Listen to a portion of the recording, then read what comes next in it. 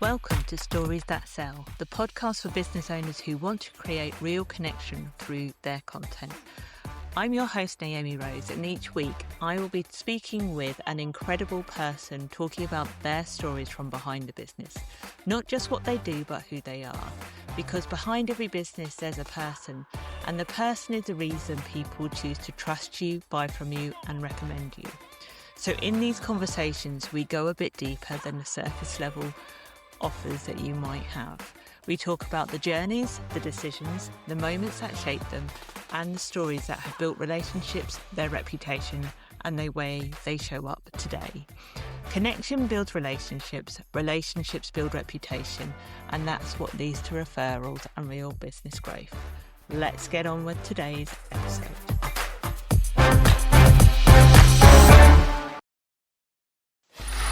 Free audio post-production by alphonic.com.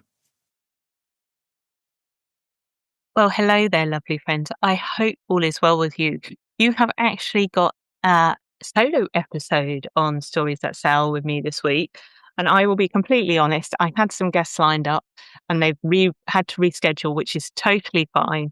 But it means that you will get a solo episode with me rather than me leaving it a week, because that's just not fair on you, right? So I thought I would just share some of my takeaways from the last few episodes of the amazing guests. If you've not gone back and listened to some of the episodes I've done over the last, since the end of April, I think, on Stories That Sell, go and have a listen, because all of these business owners are absolute fonts of knowledge in their expert field, but they've also got some really incredible stories to sell. No, not to sell, but yes, to sell, but to tell, because they are just amazing people. And I always get this a lot. Oh, I'm not really that interesting. I'm not really wanting to be on camera. I'm a bit boring. Anyone has ever said that to me, it's about as far as untrue as it gets. Everybody has that story to tell. And I want you to get from this podcast, that is why it's here, to show you there's always a story. It doesn't have to be big. It doesn't have to be a huge, massive story that everybody goes, wow, they're incredible, they did this. Because nobody starts from that. And it's not always real. Your story has value to the people that want to buy from you. They want to see that, they want to hear that. And actually, sometimes the smaller stories, as I call it, the small talk, have so much more power because you become so relatable. And people want to know whether they connect with you or not. So absolutely, go back, listen to some of these stories, because you'll take something away from every episode. I promise you that. And I've just loved the conversations from Ben, who is an intuitive business strategist, but also a sidekick. So he's got really interesting stories to tell, to Daisy Ferns, who does leads, to Sandra Garlick, MBE, who started the Woman Who, her Woman Who business, which turned into the awards from a broken leg. I mean, I can't even begin to list all the stories because they've just been all absolutely amazing. And I've actually, if my dad is listening, because he does, I've actually told my dad to tune into every single episode so far, because they have just blown me away of just the incredible people I've spoken to. So, and I have got more incredible guests coming up for you in the next few weeks, which will be learn so much from different areas, but it's going to help you in your businesses. But today, I haven't done myself an introduction, because that would be, quite frankly, a little bit weird. But what I am going to do is talk to you about my Road to Joy plan. Because if you've not seen what I've been putting out there at the moment, and this is the first time you're hearing about this, I had it wasn't like a lightning bolt realization, because that's not true. It was kind of a gradual accumulation of things, I think, which is how Emma described how she ended up with hers on the podcast last week. But it was actually after the conversation I had with Steph Ward on this podcast, where she was talking about she had 391 days to decide whether she's going to keep her business or not and find the joy back in it, or find the purpose. And it made me kind of go, hang on a minute. Am I actually really enjoying what I'm doing? Don't get me wrong. I love this podcast. This is one of my favorite things to do, having these conversations. But I started looking at everything I was doing, and I realized I just lost the ambition. I'd lost that drive. And I've always been driven. I've always been career focused. I've always wanted to learn better, do more, do something different. I'm not talking about climbing the ladder. And yes, I did that, but it's not that drove me. It was things that were making an impact. And I realized in quite a brutal way that I was just chasing money and trying to desperately chase money all the time. And money is not my motivator. It never has been. And financial circumstances changed in my own personal life where it became the focus and has been the focus for many, don't get me wrong, it's been the focus for many years. I had a cafe, bar and bakery during COVID and the cost of living crisis. You're pretty much looking at money all the time, which you should do in your business. But I realized that the purpose of my strategy and what I was trying to achieve and the goals I was setting myself were the wrong drivers for me to do what I want to do and how I want to do things in my way. And it came about how I ended up kind of creating the road to joy. And it is, look, I mean, for those watching on the actual YouTube here, I'm just showing you a photo. It is an actual strategy document, which I seem to have lost the other half. I'm going to find it. Here we go.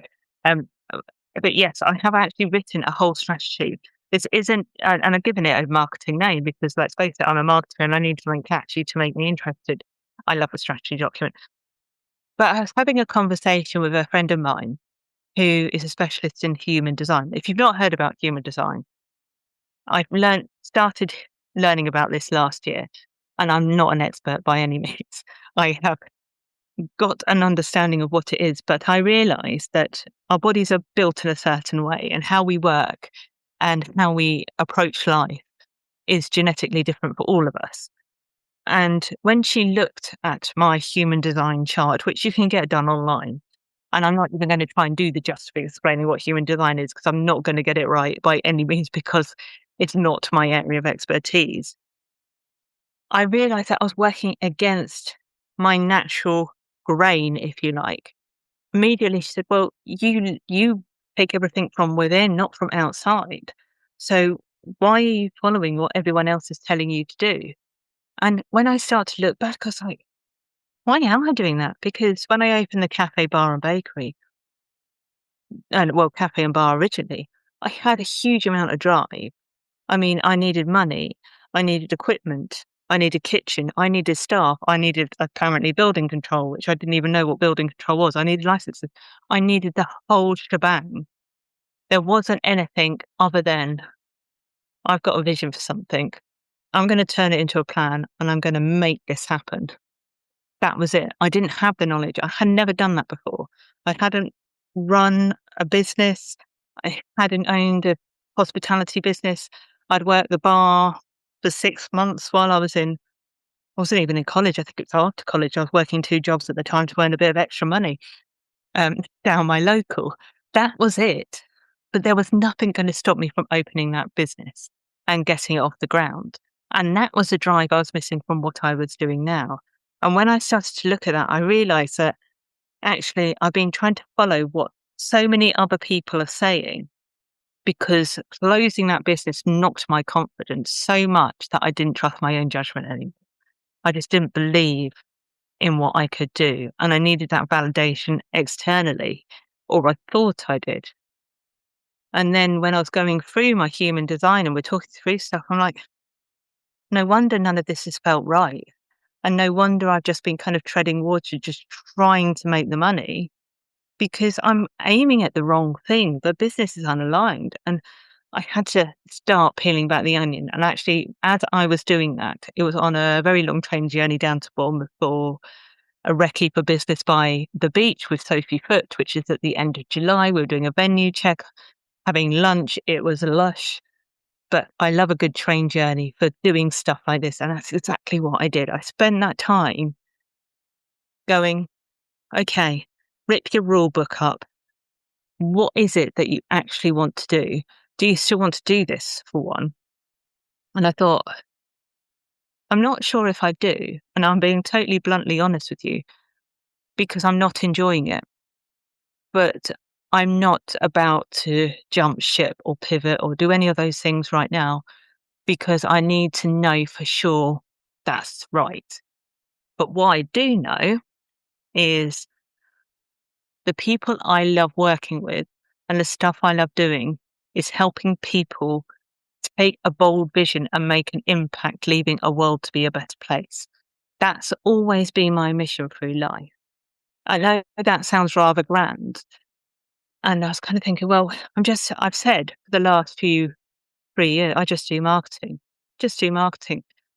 I never just done marketing.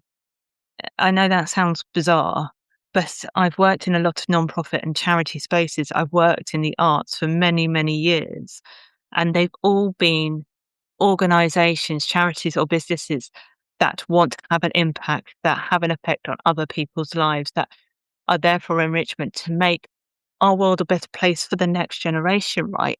Even when I was working in large scale marketing campaigns, it was changing laws and government to make it a better place for future generations.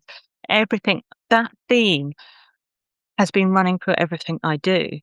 And the businesses that I want to support doing what I do are the ones doing that, are the ones who have a bold vision that don't just want someone to do their socials. I will do that, don't get me wrong, but I am not your right fit if that's all you want. What I want to do is help create marketing campaigns and help events that are going to push the boundaries of what we do, going to challenge people's thoughts and take those leaders that had that bold vision and support them doing that work so we have a better vision for the future. That was that was what I realized that my purpose was missing. Now you might think, well, why did you start a cafe then? Because it was never about the cafe and selling coffee. It was about how people would feel being in that space. It was about what they would experience. And for me, that was so unbelievably important. It wasn't, the coffee had to be good because that was part of the experience. But I wanted to create a place where people didn't feel alone. That was the whole vibe. It was based around my nana's values, which was there's always a solution. There was never a problem, there's always a solution. We wanted it to be inclusive. I wanted to be welcoming, whether you're in with your family or on your own. And I realized on the first anniversary of that cafe and bar, of my cafe and bar, um, that's exactly what I achieved because one of my customers had come in, and this is probably one of my actual proudest moments from the whole experience of owning that video. They came in and said to me on that first birthday, "You have no idea what you've done to me. This place has been my lifesaver. I don't know where I'd been without it." Because he'd lost his wife a month before it opened really suddenly. And it gave him a reason to get up every day. It gave him a place to walk to every day.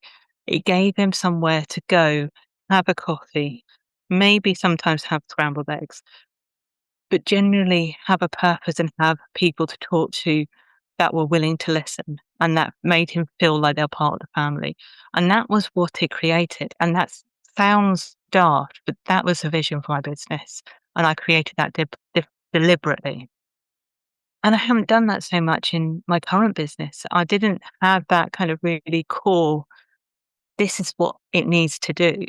And when I took a step back and realized what really makes a difference, it's the reasons why I work behind the scenes at uh, the Big Festoon, because I truly believe in what they're trying to create there and making this space more inclusive and all of those things that it's actually trying to do.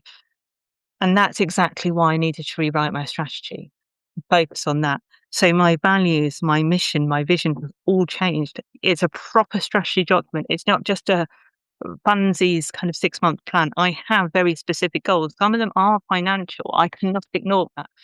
If I want a business to work, it has to bring in the right amount of money for what I'm looking for, but it's not my main driver.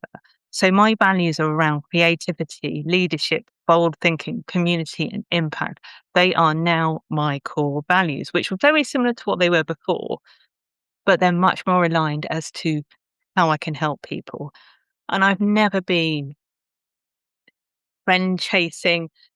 I know there's lots of AI and algorithm talk and all of that kind of thing. And yes, I know a lot about that. I'm not going to lie that I don't know stuff because I do. I've been doing this a long time and I'm interested. But I don't approach marketing like that. I look at who the audience is and what's going to be right. That's how I approach things. I might think outside the box a bit. I might look at, well, how can we make that impact really, really special? What can we do to really level up, amplify, make this better? Where are the connections? It's not about doing the same old, you've got to send out an email, you've got to do your sales funnels, you've got to do your social media, you've got to do your website. I don't say any of that. I look at the audience and work backwards. And that is what I'm really good at. And I forgot that for a while. So that's how I've ended up with the Road to Joy. And I've got very clear goals. Like I said, one's around financials. It's got to be. One's around visibility. One's around my own positioning. So people are super clear on whether I'm the right fit for them. Because you've all worked with people that aren't the right fit. And I've had that this year. And it was a horrible experience for both me and for them. It doesn't happen to me very often. I'm very glad of that. But it knocked me and I'm like, I can't do this. I've got another goal around community and networking. And I've got, believe it or not, my CEO goal, which I've never done in a strategy before. But over my whole entire journey of owning businesses, I realized that my biggest thing that's holding me back is myself all the time. I am always going to be the one that's tripping myself up. I need to regain that confidence. I need to regain that enjoyment. And actually, I need to do that. I don't want to say inner work. You get what I mean. So I am looking at how I can work with my human design, how I am built. How do I use my strengths to their advantage? How do I make my relationship with money and success? How do I improve that? Because I've clearly got issues around that one. And strengthening my boundaries. I'm not talking about time boundaries. Let me just be really clear about this because I love working. I always have done. I am not afraid to work long hours. And I'm not saying that's the right thing to do, but when you love something, you don't want to put it down. And that's exactly the feeling I want back. Doesn't mean I won't. And I'll find a balance in that. But my boundaries are around what I will and won't do. And I'm being really super clear on that. So that is a really key thing for me. So that was just a little insight into my Road to Joy. I hope you found that really helpful. And I would invite you to look at your business and take the time to think about, do you feel like you're really enjoying what you're doing? Because if you're not, it's in your power to make that change, hard as it is. But sometimes we just have to set those tangible goals. And I highly actually also recommend you listen to Emma Hines' episode that was last week, because she has built business. She has been through this whole thing. We've had very similar journeys, but she has also done the same thing. And her insight is really, really valuable and helpful. So there we are. I should be back next week with another guest. So you won't have me just solo. So I hope it's been useful for you, and I will see you on the next episode. Free audio post-production by alphonic.com. Thank you so much for listening to another conversation on Stories That Sell. If you enjoyed this episode, don't forget to check out the show notes for anything we talked about today. I'd love to hear what your biggest takeaway was from today's episode. So tag me on Instagram, LinkedIn or Facebook and share it to your stories. I always love hearing what resonates with our listeners. And if you haven't already, make sure you're following the podcast, subscribe, leave a review and send it to all of your friends. I'll see you on the next episode.